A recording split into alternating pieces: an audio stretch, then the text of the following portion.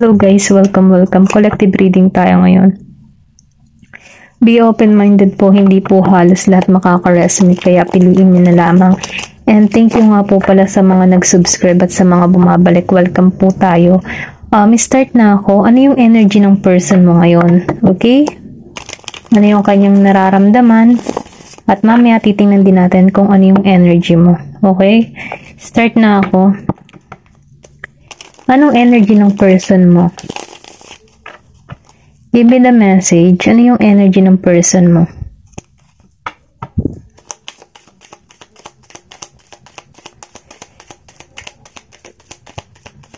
Ano yung energy ng person mo?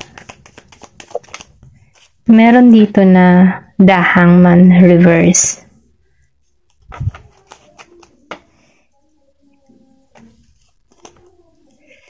Gusto nitong kumawala. Lumabasan ng tuluyan. Six of Fire. Give me the message. Anong energy ng person mo? The Chariot. Okay. May pagkilos talaga to. Ito lang nafe-feel ko. Give me the message. Anong energy ng person mo? Meron ditong Ace of Air. Give me the message. Anong energy ng person mo? Meron dito na Page of Fire, reverse. Give me the message. Anong energy ng person mo? Meron ditong Ten of Air, reverse. Okay. Give me the message. Anong energy ng person mo?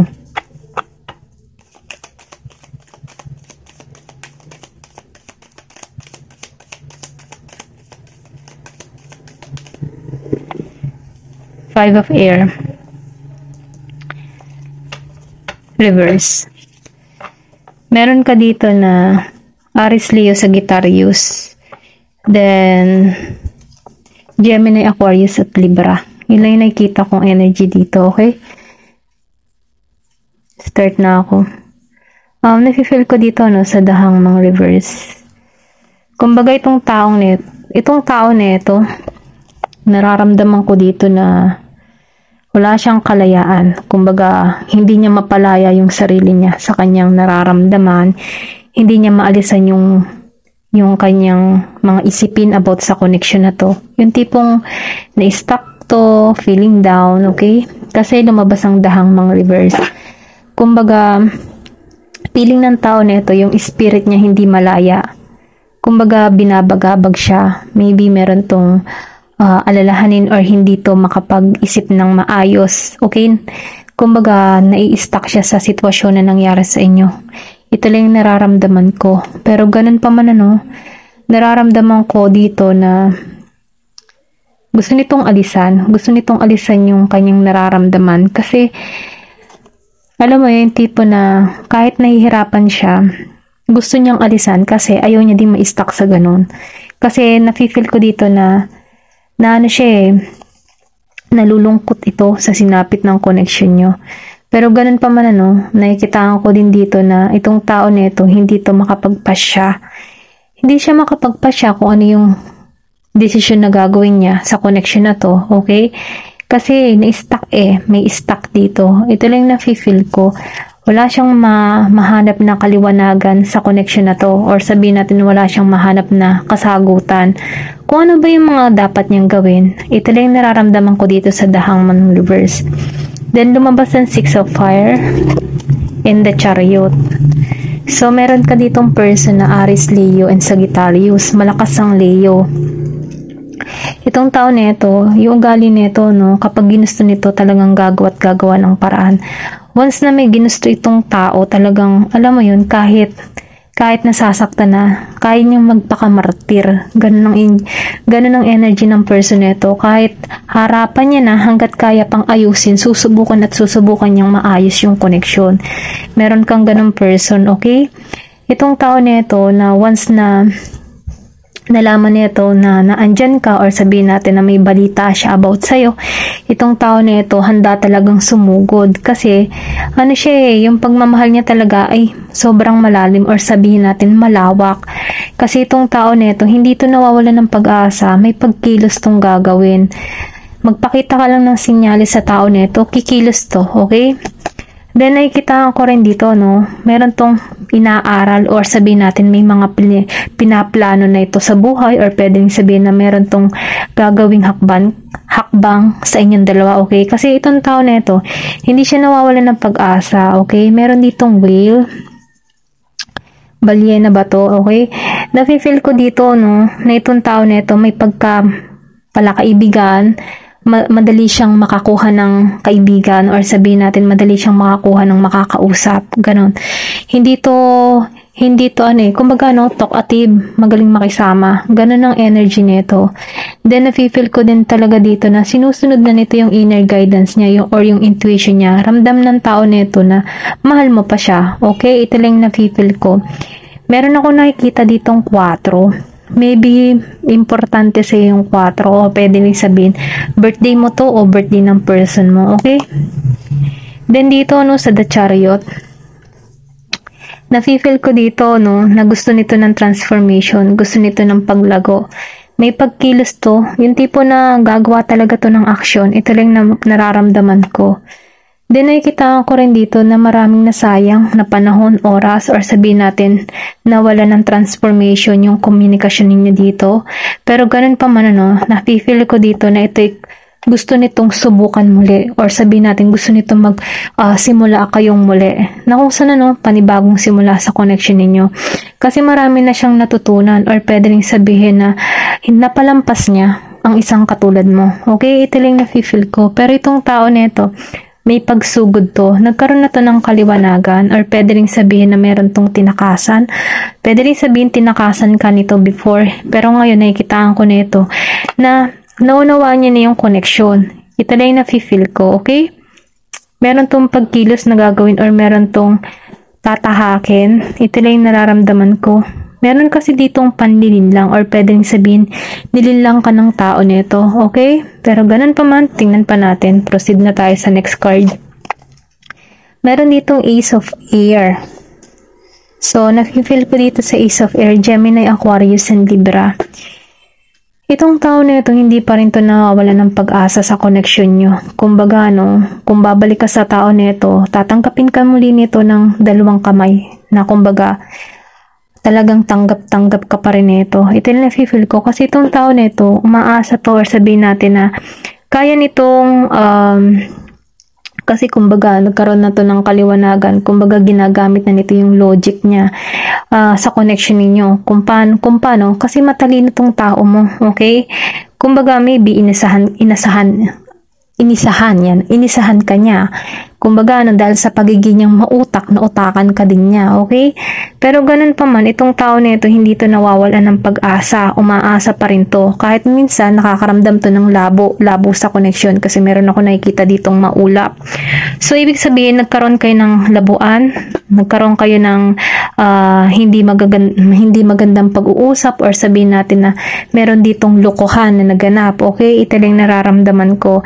Pero ganun pa man, ano, itong tao nito, gusto nito ng panibagong simula sa koneksyon, na kung saan umaasa to, hindi to nawawalan ng pag-asa. Ito lang nafe-feel ko, okay?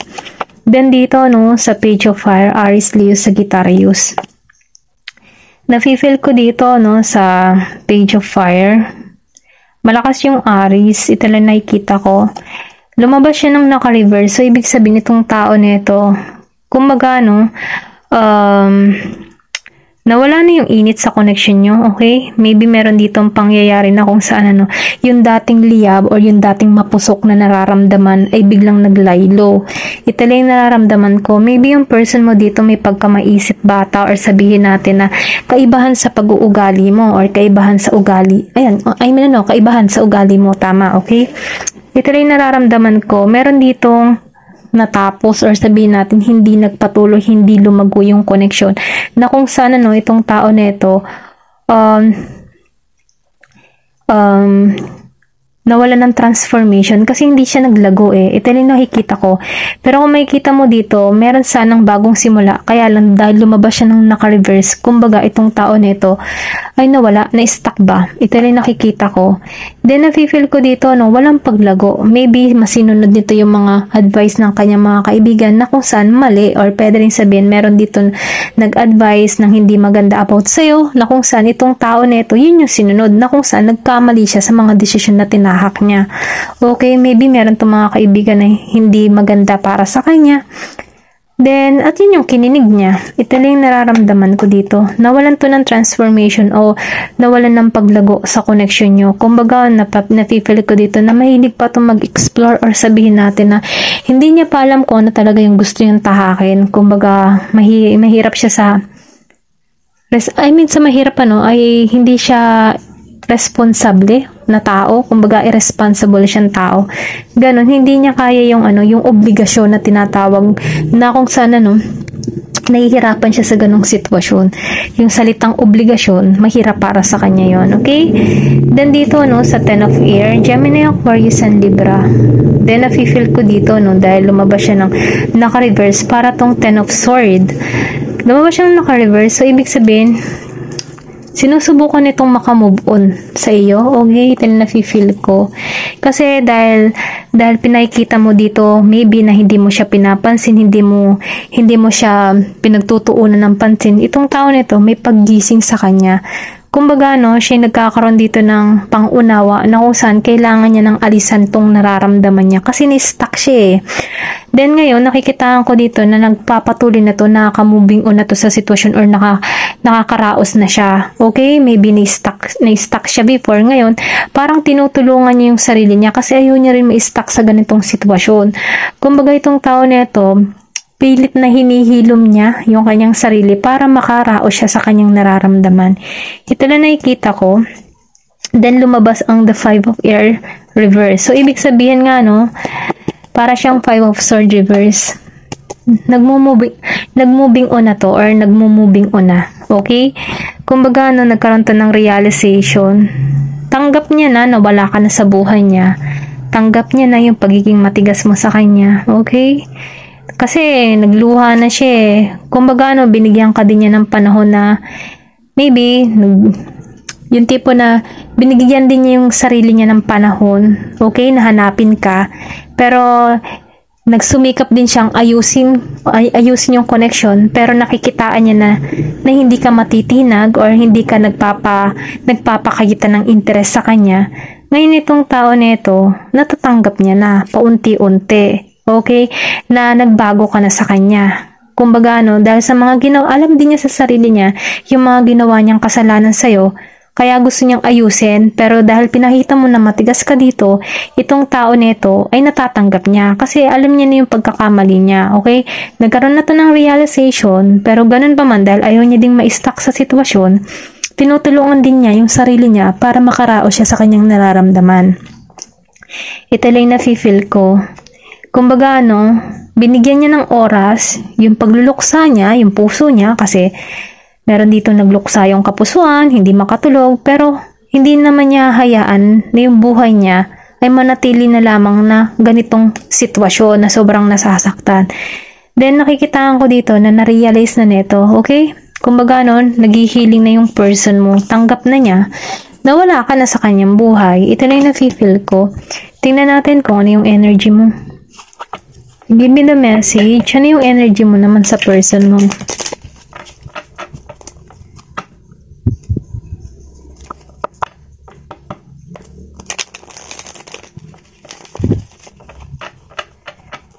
Give me the message. Ano yung energy mo sa person mo? Give me the message. Bilis nito. Four of Wands. Reverse. Give me the message. Three of Swords, reverse. Hindi ka na nasasaktan sa person mo. Give me the message. Then dito, Six of Wands. Give me the message. Anong energy mo sa person mo?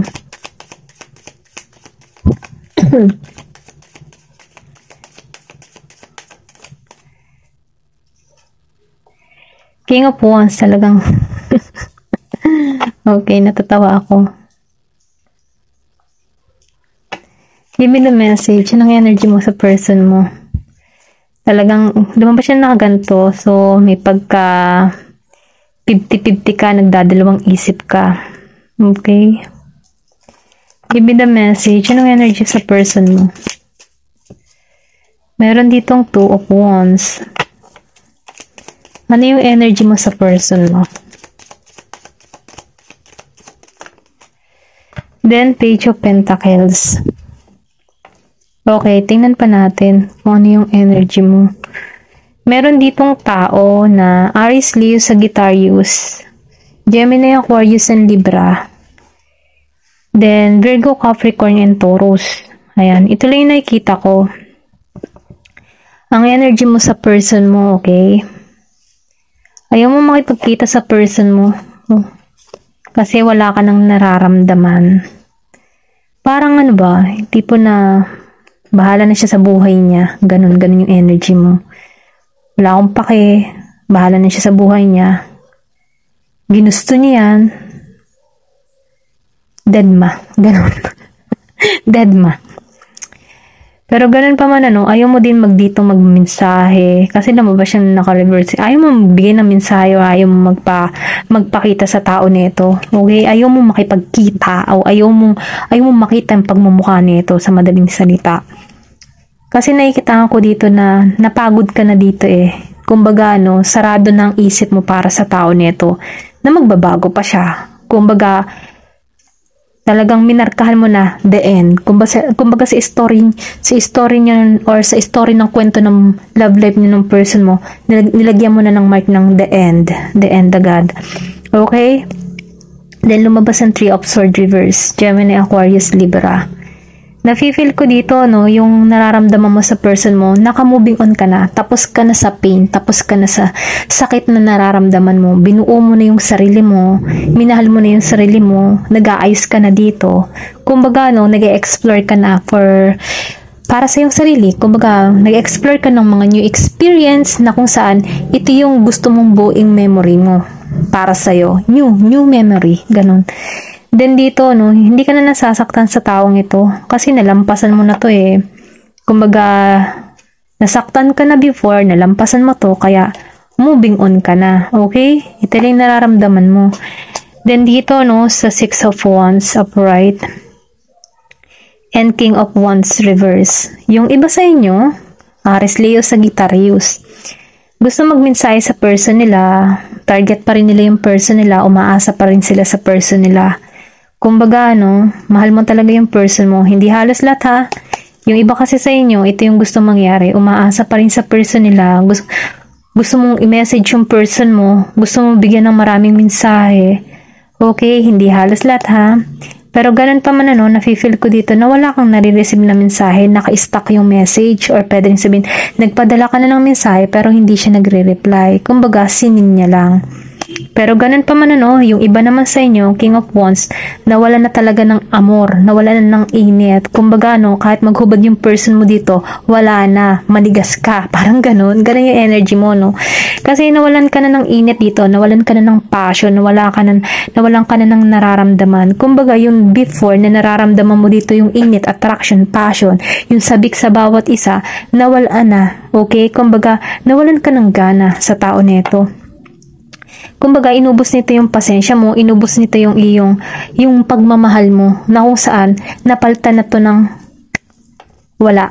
Kumbaga, napalitan ng galit, napalitan ng malalim na emosyon, na kung saan ano, sama ng loob.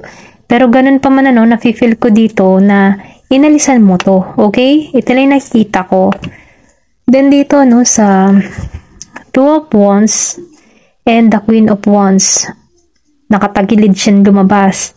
So, yung nararamdaman mo dito sa Queen of Wands, Aries, Leo, Sagittarius to ha.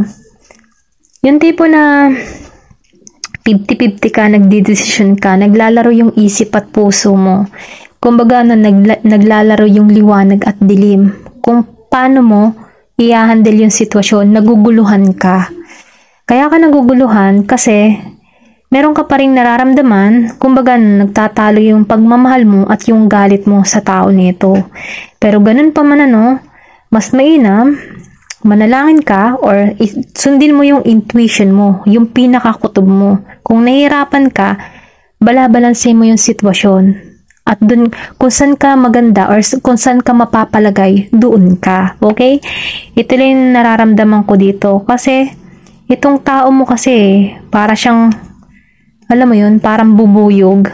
Yung tipo na bubuyog na makulit, maingay, or pwede sabihin meron kang person na maingay. Pero kahit maingay, meron ka pa rin nararamdaman dito, or magulo, makulit, mga ganyan. Pero ganun pa man, nakikitaan ka ng person mo, na ikaw yung liwanag niya, ikaw yung kanyang kinabukasan. Pero ganun pa man, Queen of Wands, kumbaga andito ka sa moment ng hermit mode, na kung saan yung tipo na binabalanse mo yung sitwasyon, hinahanap mo yung magandang kasagutan sa mga tanong mo. Kumbaga, nagmumuni-muni ka, nagninilay-nilay ka, kung ano ba yung dapat tahakin. Ganun ka dito. Then dito, Two of Wands, nafe-feel ko dito, gusto mo tong alisan or sabihin natin na meron dito yung iba sa inyo, gustong makita yung person nila. Gustong puntahan. Yung tipo na gusto mo siyang makita kung anong lagay niya sa buhay niya. Ganun. Pero hindi to halos lahat, kasi nararamdaman ko dito yung emotion, yung nararamdaman mo. Meron ditong tututut kasi nahihirapan ko dito na nahihirapan kang ibalanse yung sitwasyon or pwede rin sabihin dahil nagtatalo nga yung iyong puso at isipan dito, nahihirapan ka kung ano bang tatahakin mo. Okay? Pero sinasabi dito, magnilay-nilay ka, manalangin ka, bigyan ka ng sign. Okay? Then dito, sa Page of Pentacles, Virgo, Capricorn, and Taurus. Nakikil ko dito, gusto mo magsimula or sabihin natin may pagkano kay Jolly. Yung tipo ng ugali mo dito, may pagka makulit na maloko din. Na kung sana parang bata na okay lang kahit wala, okay lang na andyan. Yung parang nag-i-explore ka pa dito. Okay? Nag-i-explore ka pa kung ano ba talaga yung relationship na masasabing totoo. Ito lang yung nafe-feel ko. Kasi nakikitaan ko dito na madali ka ding ma-attract sa tao. Na kung sana nakikitaan ko dito na pinaghahambing-hambing mo, okay? Kumaga sa pinaghahambing-hambing mo, I feel yung tipo na gusto mo munang i-enjoy yung life mo. Gusto mo munang i-enjoy kung ano yung meron ka. Kapag may dumating, okay, try. Pag umalis, okay, go. Ganun ba? Ganun ba yung energy nito, Page of Pentacles? Kasi nafe-feel ko dito, hindi ka pa nagsiseryoso, okay?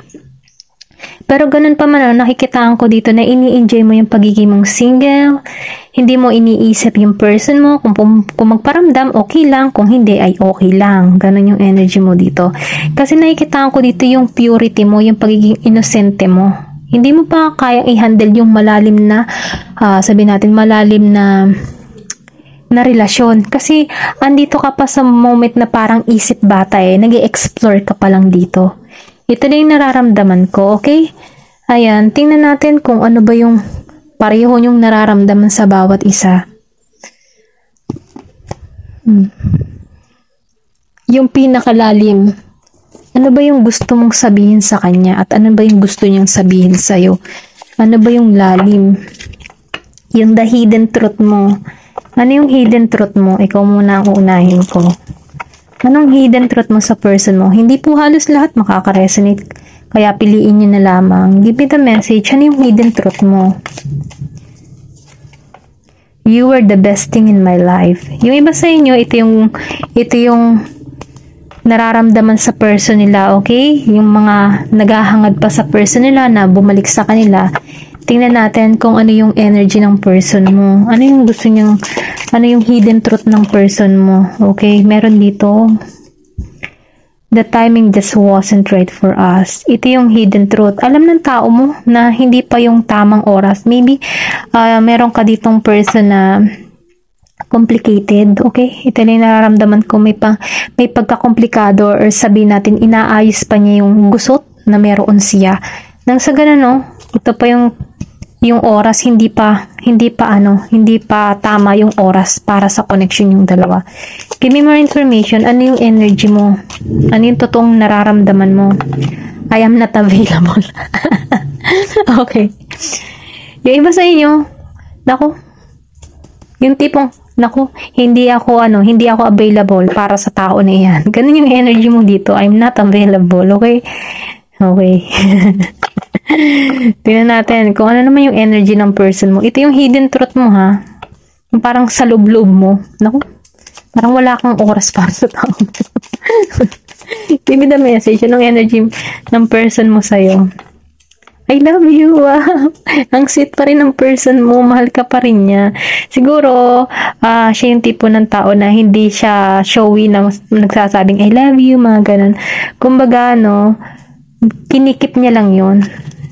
Hindi niya sinasabi sa'yo kasi ito yung hidden truth ng person mo. Tingnan pa natin. Ano yung hidden truth mo pa? Give me the message.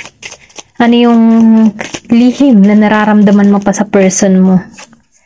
I want to be more than friends. Yung iba sa inyo, maybe friend zone ka ng person mo or pwede rin sabihin, naramdaman mo na hindi ka pala niya mahal. Okay? Yung parang friends lang yung tinuring niya sa'yo at nasasaktan ka din doon. Yung iba sa inyo, hindi halos lahat. Piliin niyo na lamang kung alin kayo dito. Pero sa tingin ko, marami dito ay I'm not available. Pero ganun pa man, start pa rin tayo. Anong energy ng person mo? Ano yung hidden truth niya? Give me the message. Ang dami. Isa lang. Isa lang. Give me the message. Ano yung hidden truth ng person, person mo? Oh, gusto niya talaga tatlo yung kaninan.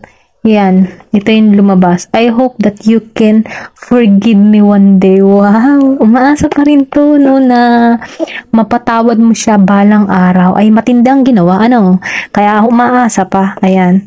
Pero ganun pa man, nasa yung sagot. Meron ditong, I lost myself for a little while. Nawala to. Naku po. Okay, nawala siya. Ayan. Tingnan pa natin. Ikaw naman, anong hidden truth mo? Give me the message. Yan. I feel you leaving me behind. Oh. Ramdam mo din pala sa person mo na parang iiwan ka niya. Okay? Ramdam mo. Okay? Para bang tipo na mo na siya, nararadar mo na tong tao na ito na naiiwanan ka. Ito lang nararamdaman ko, Kasi lumabas yung hidden truth. Radar mo na rin siya. Siguro sa mga kinikilos niya, sa mga kanyang mga ginagawa or something na nararamdaman mo sa tao nito, okay? At yun na nga at ganap. Yun na nga yung naganap, okay? Tingnan natin, ano yung nararamdaman pa ng person mo sa'yo? Piliin nyo na lamang kung alin pa yung part dito.